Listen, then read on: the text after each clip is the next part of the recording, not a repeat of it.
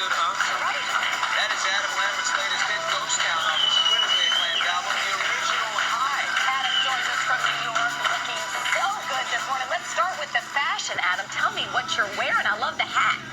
Well, thank you. I got this hat. It's my hipster hat. I do love it. What was the inspiration? It's October. It's fall. It's the month of Halloween. I felt like I should get festive, So I'm kind of going for like a scarecrow look or something. I don't know. Yeah, I love it. But it's the brows I love on you. Does anybody ever try to get you to like take down the brows? Don't ever do it. Your brows. Take them down? Where am I going to take them to? Where are they going to go? They're legendary brows. Yeah. Why are you so obsessed with his brows? You were just Because talking they frame the face, they're nice. I just like, maybe, it takes one to know one. I just like big brows. Yeah, I like your brows too. You guys look great. You guys look so thin. Brows. I cannot You look laugh. great. No, other ones can't do that. Your new album, let's talk about the title, The Original High. What's the meaning behind the title? Yeah. It can mean a lot of things to a lot of different people. It's really about a pursuit of happiness. We all go through life trying to figure out what it is we want, what it is that makes us feel alive, whether it's love or power or success. We all have something we're chasing after. And each song on the album kind of talks about a different chase. Has your chase ended in the 6 years since you left American Idol? Has your motive and goals in the business changed at all? Yeah, they're constantly changing, and it's trying to find what makes you happy within the work of it all, because it is a lot of work, but it's worth it. I think for me, when I get on stage and I get to sing for people, that connection, that's what it's all about. But are you happy? There's a darkness, and not a bad darkness in the album, but one of the songs, Another Lonely Night. Are we happy, Adam? What's going on in your life right now? I'm great. I'm really great. But, I think with this album, I definitely wanted to talk about how there are a lot of shades of gray in between happy and sad. And, I think the album kind of, it deals with that melancholy really well, I think. That's life, I don't think anybody's one or the other. I think that's a great point. Yeah. Because, some people, are we entitled to happiness? Do we live in such an instant gratification age where we kind of always are chasing happy? Are you okay in those moments between the lines where nothing great's happening? And I don't think that there's a finish line, I think we're always learning and we're always trying to figure something out or have a new experience. And I think that's what the album's about as well. It's like, okay, I tried this and it didn't really work for me, so I'm going to try this now. I think the journey is what it's all about, really. Yeah, and the journey to get to this album, right? Because you left your old label. They wanted something different. They wanted sort of 80s covers. You said, I'm tired of that. So you took a giant leap. You're doing it your way. What's that journey been like? Well, it was very exciting. It was scary because I left a major music label, and I was a little nervous about that. And then I had some meetings, and I was working on some demos, and luckily I had a meeting with Max Martin and Shellback, who, as you might know, are incredible producers. They've done stuff for all these different artists, and they were really excited to work with me again after having worked with me on my first album. So I got into the studio with them in Stockholm, Sweden, which was totally, outside my comfort zone. I had never spent much more than a couple days there, and I was there for 2 months, and I just got to dive into the writing process, and it felt great because I was really focused on that and that alone. You hear the name Max Martin all the time. Really big-time music producer. So he lives in Stockholm. He has made so much money.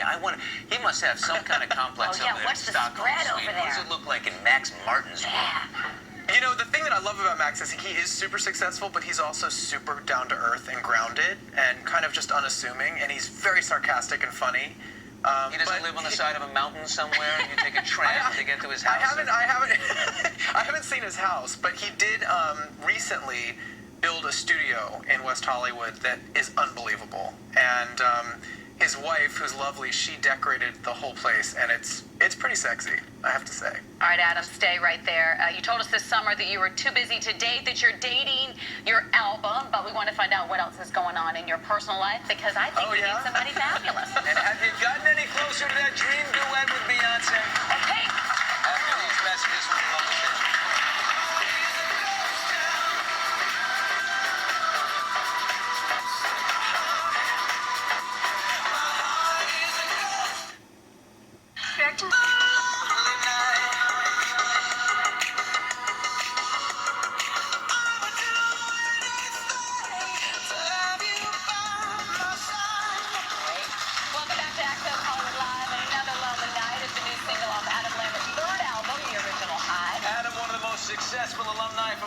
American Idol, to state the obvious. Final season coming up on Idol. Adam, will you participate? Yeah, I mean, if they give me a call, I'm down. You made that happen. I remember your audition in San Francisco. Oh, yeah. Did you audition with Bohemian Rhapsody? That's so bold. I did, and like the full circle of it all, it's crazy. That If just somebody takes- told me that, oh, by the way, in 6 years from now you're going to be on a world tour with Queen, I would have been like, yeah, right. Freddie Mercury. What did you learn from him? What are you channeling when you're there on stage? You know, I mean, watching old footage of Freddie, one of the things that I'm always so struck by is how free he was. You know, he was you could tell he was very impulsive and just did whatever the heck he wanted to do, which I'm very inspired by. When I get on stage, I don't like to plan too much, you know, aside from the song. I like to just kind of feel it out as we're doing it. And I've learned a lot from Brian May and Roger Taylor in the band, being on the road with them. Probably more by example than them actually telling me anything. I mean, they're royalty. They're amazing. Adam, it's So been, cool. yeah, we mentioned it, we found it, we have have the it? tape. I didn't know that. We got to take a look. I wanna see met that. Adam Lambert for the first Right time on Idol. Let's take a peek at this. What are you going to sing for us? Bohemian Rhapsody. Yeah. Mama just killed a man, put a gun against his head, pulled my trigger, now he's dead. Mama, life is just begun. Oh, But it was- God is You got the dog. I Look it love up. watching the dog put his head down and he was like, I'm going to try and contain myself right here, but I this just have guy's a something to star. say. What do you remember about that audition, Adam? I was so nervous. Yes. I was like, beat. My heart was going, and I was like in my head thinking, if you screw this up, you're gonna regret it. This is a big moment, so pull it together, Lambert. That's what I was telling I was myself. watching his face and I saw, Mama, I mean, like a bad note could come in at any moment and you had to, right? And then there's a freeing moment, though, probably in any performance. There's a freeing moment where you hit something semi-difficult. And then you're on it. And then you're on it, you hit that, and you're just gone, and nothing can stop you. I liked your hair. What'd you think about your hair back then? God, it was the emo look, you know? It was a thing. I was really good friends with my flat iron. Any closer to work? You said dream duet is Beyonce. Do we add anyone to that list, or have we made some progress in that area? I mean, that list is huge. That was, one interview, and I was just off the top of my head. I mean, Beyonce is unbelievable. There's a lot of people that I would love to work with. I'm a big Lady Gaga fan. I think she's incredible. How have you not worked with Lady Gaga? Yeah. Something tells me.